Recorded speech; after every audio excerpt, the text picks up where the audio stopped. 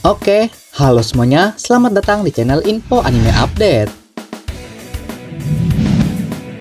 Pada kesempatan kali ini, saya akan membahas beberapa fakta menarik dari anime Attack on Titan episode ke-84 hingga 86. Oke, langsung saja ke inti videonya. ようやく気づいた。あの子たちがただ普通に生きることができたら、俺はどんな Fakta menarik pertama adalah khayalan Jan. Di awal episode ke-84, Attack on Titan diperlihatkan Jan yang sedang hidup damai dengan istri beserta anaknya. Jan berkhayal bahwa seharusnya Jan minum sake di pagi hari ataupun siang hari. Dan tak ada seorang pun yang boleh protes dan melarang Jan minum sake setiap saat. Khayalan Jan ini muncul karena Jan mendengar kata-kata manis dari vlog yang mengatakan bahwasannya kita ini sudah bebas, tak perlu lagi bertarung dan bisa hidup seperti yang kita inginkan. Dan vlog berkata pada Jan bahwa ini adalah saatnya untuk mewujudkan mimpi Jan yang ingin hidup nyaman sebagai anggota militer. Karena Jan sekarang adalah pahlawan, jadi mimpi yang selama ini Jan inginkan akan segera terwujud. Namun, khayalan Jan tersebut sirna karena Hanji menggedor-gedor pintu tempat Jan berkhayal. 孫の代まで幸せに暮らせる権利があるはずだ。 Fakta menarik kedua adalah Hanji yang mengusulkan untuk menghentikan Eren. Saat Hanji lolos dari pengejaran para Jaegeris, Hanji berniat membuang segalanya dan ingin hidup dengan damai bersama dengan Levi. Namun ketika mendengar suara Eren yang ingin menghancurkan dunia, Hanji pun seketika sadar bahwa Eren harus dihentikan. Hanji tak ingin ada pembantaian karena tak ada alasan yang bisa membenarkan kekejaman itu. Dan juga karena Hanji adalah seorang komandan pasukan pengintai, ia pun mempunyai kewajiban mempersembahkan jiwanya demi kebebasan umat manusia. Maka dari itu, Hanji dengan pasukannya bekerja sama dengan para tentara Marley untuk menghentikan Eren dalam ramblingnya. それでいい。そんなケチなこと言う仲間はいないだろう。 Fakta menarik ketiga adalah Yelena adalah orang Marley. Saat Pik menyelidiki masa lalu Yelena, Pik pun terkejut mengenai sejarah aneh tentang kehidupan Yelena sebagai seorang Marley hingga menjadi anggota negeri kecil hasil perkembangan dari bangsa Marley. Karena Yelena pernah dikecewakan oleh Marley, ia pun berkhianat kepada bangsa Marley.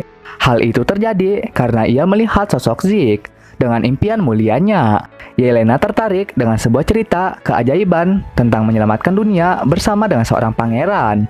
Dan Yelena ingin agar namanya tersebut terukir dalam sejarah sebagai seseorang yang menyelamatkan dunia ini. 世界を救う。これ以上に人を引きつける甘美な言葉があるでしょうか。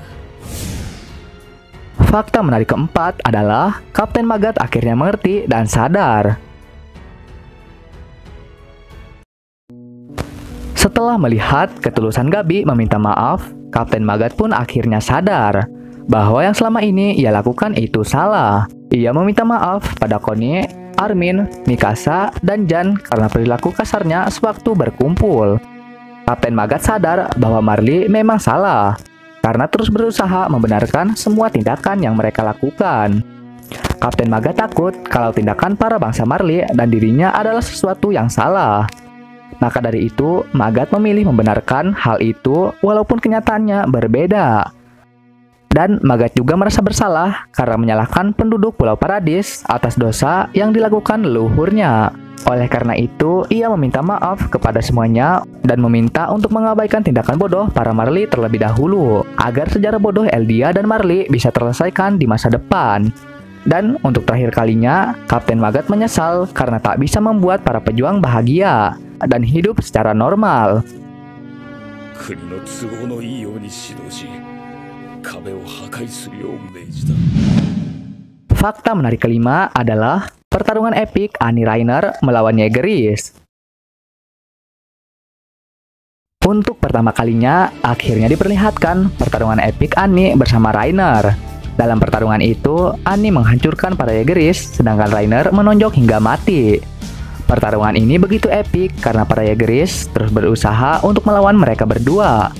Namun para Jaegeris bagaikan sebuah serangga bagi Reiner dan Annie. Namun seketika keadaan berubah ketika Annie dan Reiner berusaha melindungi Azumabito. Reiner melindungi Azumabito dan berakhir tengkuknya terkena serangan tombak petir dari Jaegeris. Sedangkan Annie melindungi Azumabito dan berakhir dengan lengan titannya yang terputus. Ketika Annie menjadi sasaran tombak petir, Reiner pun langsung sigap melindungi Annie dengan tubuh titannya. Dan pertarungan epik tersebut berakhir dengan Reiner dan Annie yang terus-menerus terkena serangan dari tombak petir dari para Jaegeris. Hingga pada akhirnya mereka berdua tak bisa berbuat apapun.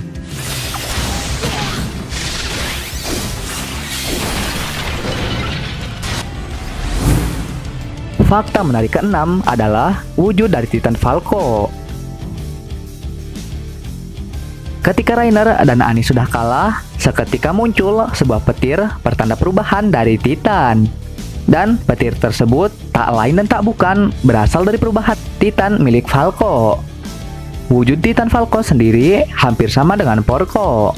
Namun yang berbeda dari milik Porco ialah armor di wajahnya mirip dengan paruh burung, cakar di tangan dan kaki mirip dengan burung elang, sedangkan bulu di tubuhnya mirip dengan burung kutub yang memiliki warna sedikit kehitam-hitaman. Namun yang lebih berbeda dari Titan rahang milik Porco ialah sifat Titan Falco lebih mirip Titan buas milik Zeke, ditambah mempunyai bulu di tubuhnya yang semakin meyakinkan bahwa Titan rahang Falco ada kemungkinan mempunyai sedikit kekuatan Titan buas milik Zeke.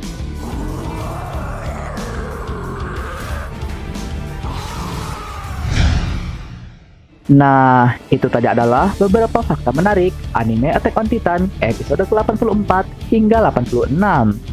Oke, sekian video kali ini. Dan sampai jumpa lagi di video selanjutnya. Dah. ありがとう。ところで、名前はキース・シャーです。あんたはテオ・マガト。